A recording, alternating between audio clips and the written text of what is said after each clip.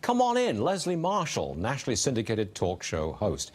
Go ahead, criticize me if you wish, but I did see similarities between the two. Am I being unfair, Leslie?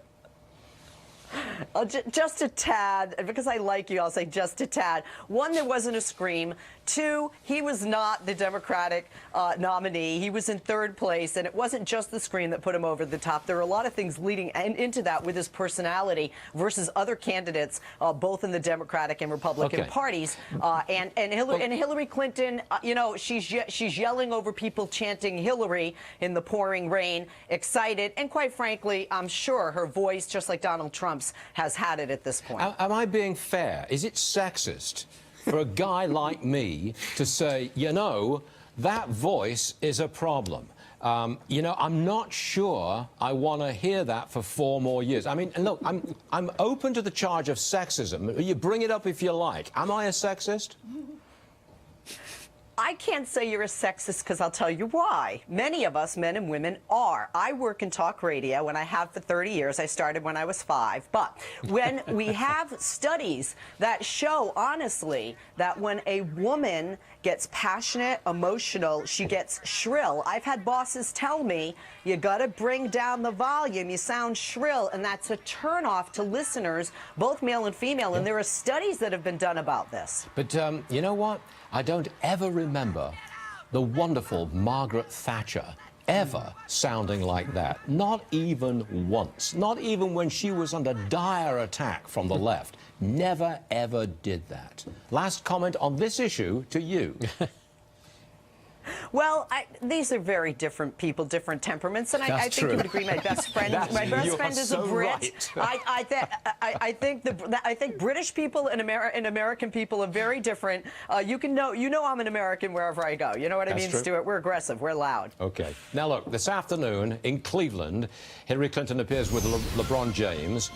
Then she goes on to New Hampshire, where she is going to bring onto the stage James Taylor. You know, Leslie, I'm worried about the decision to bring on James Taylor. Last time I saw him was when John Kerry dragged him over to Paris to represent America just after the Charlie Hebdo terror attack in Paris. There he is performing for the French. Do you think that's a good idea to drag out James Taylor for Hillary Clinton in New Hampshire?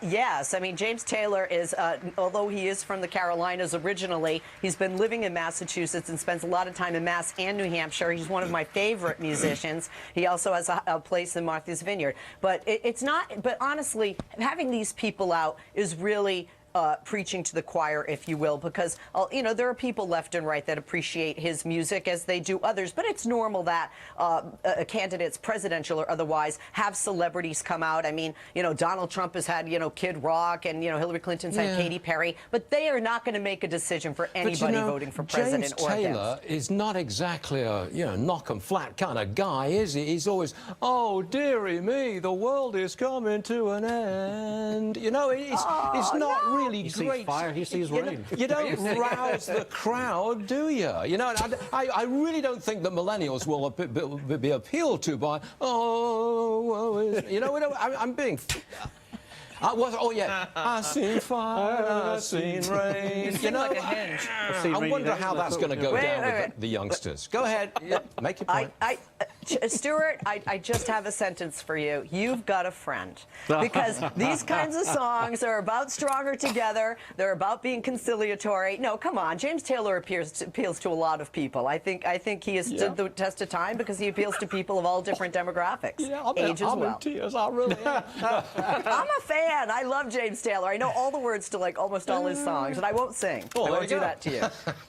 That would hurt your ratings. Leslie, thank you very much. I did make a little fun there, but I do appreciate you being with us, Leslie Marshall. Thanks very much indeed. Now, was I awfully harsh, Charles?